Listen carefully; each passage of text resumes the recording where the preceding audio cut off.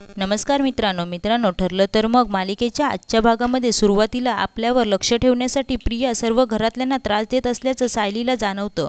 त्यामुळे ती याबद्दल अर्जुनकडे तक्रार करते. अर्जुन म्हणतो की ती प्रिया आहे, तिला फक्त त्रास द्यायचा ठाऊक आहे. पण सायलीला अश्विनच्या आयुष्याची काळजी वाटत असते. सुभेदारांच्या घरात घुसता यावं यासाठी प्रियाने अश्विनचं आयुष्य दावाला लावलेलं असतं. दुसरीकडे प्रिया अश्विनला अर्जुन विरुद्ध भडकावत असते. तू घरात लहान आहेस, त्यामुळे आतापर्यंत तुला कोणी सिरियस घेत नाही.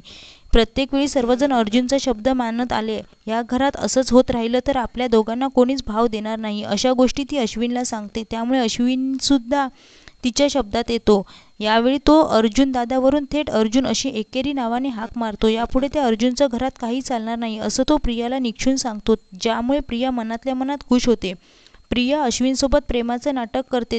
घरात आपण किती आदर्श सुनेसारखे आहोत हे दाखवण्यासाठी ती मुद्दाम सगळ्यांच्या आधी उठते आणि एका मुलीला पैसे देऊन तिने बोलावलेलं असतं. घरात कोणी उठायच्या आधी तिने तिला रांगोळी काढायला सांगितलेली असते, जेणेकरून घरात सगळ्यांवर आपण रांगोळी काढली असं म्हणून इम्प्रेशन पाडता येईल. प्रियाला आंघोळ करायचा सुद्धा कंटाळा आलेला असतो, त्यामुळे ती नुसतेच कपडे बदलून तयार होते आणि किचनमध्ये जाते. सायली आधीच किचनमध्ये स्वतःचा स्वयंपाक बनवत असते, पण प्रिया उद्धटपणे तिचा हात धरून तिला किचनबाहेर काढते. सायलीला टोमणे मारत प्रिया म्हणते की तुला तसंही कोणी घरात सून मानत नाही. हे किचन सुभेदारांच्या सुनेचं आहे, त्यामुळे मी कधीही इथे बनवू शकते. मग ती विमलला ऑर्डर सोडते की सगळ्यांसाठी डोसे बनवा आणि भाजी चिरून ठेवा, पण विमलसुद्धा मुद्दाम प्रियाला तोंडावर पाडते. ती म्हणते की मी सगळ्यांसाठी नाश्ता कसा बनवू? तुम्ही या घरातल्या नवीन सूनबाई आहात, त्यामुळे सगळ्यांसाठी नाश्ता तुम्हीच बनवावा लागेल. नवीन आणि डोसे सहज तयार होत नाही, त्यासाठी रात्री पीठ आंबवावं लागतं. पण तुम्ही तन्वीताई आहात, त्यामुळे तुम्ही तेही साध्य करू शकता.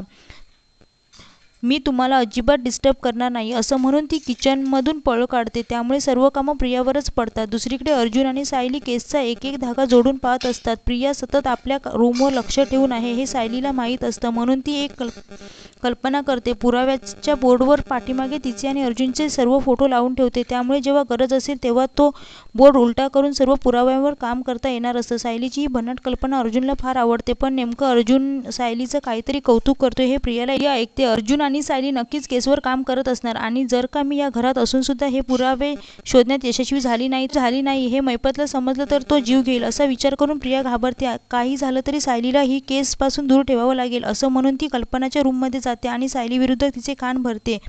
प्रिया कल्पनाला म्हणते की ती घरात आल्यापासून सगळं स्वतःच खरं करत आहे. दिवसभर आता मी काम करत असते, ती इकडे तिकडे फिरते. तू तिला किचनपासून दूर ठेवलंस, त्यामुळे तिला ते बरं पडलंय. असं तिचे प्लॅन तू हाणून पाड, तिला सगळ्या कामामध्ये गुंतवून ठेव. कल्पना लगेचच प्रियाच्या बोलण्यात येते आणि तिला ते खरं वाटतं. दुसरीकडे सायली आणि अर्जुन एकमेकांशी बोलत असतात. त्यांना सतत प्रियावर संशय येत असतो. प्रिया आणि मधुभाऊंचं कोर्टातलं स्टेटमेंट हे एकमेकांच्या विरुद्ध असतं. शिवाय होळीच्या दिवशी सुद्धा प्रियानेच मधुभाऊंचा पत्ता लागला आहे हे सायलीला सांगितलेलं असतं. नेमकं त्याच दिवशी मैपतची माणसं सुद्धा मधुभाऊंना किडनॅप करण्याचा प्रयत्न करतात. ह्या दोन्ही गोष्टी कुठेतरी एकमेकांना जुळतात अशा संशय दोघांना येतो. प्रिया आधीपासूनच मैपतसाठी काम करत असणार. तिची आणि साक्षीची मैत्री ही जुनी असणार. आश्रमाच्या जागी टॉवर व्हावा यासाठी प्रियाच आग्रही होती, त्यामुळे आताही ती मैपतसाठी काम करत हे आपल्याला सिद्ध करावं लागेल असा विचार सायली आणि अर्जुन करू लागतात. दुसरीकडे रविराज घरी आल्याने सर्व किल्लेदारांची धांदल उडते, कारण प्रिया आणि अश्विनचं लग्न झालं आहे अजूनही त्याला माहीत नसतं.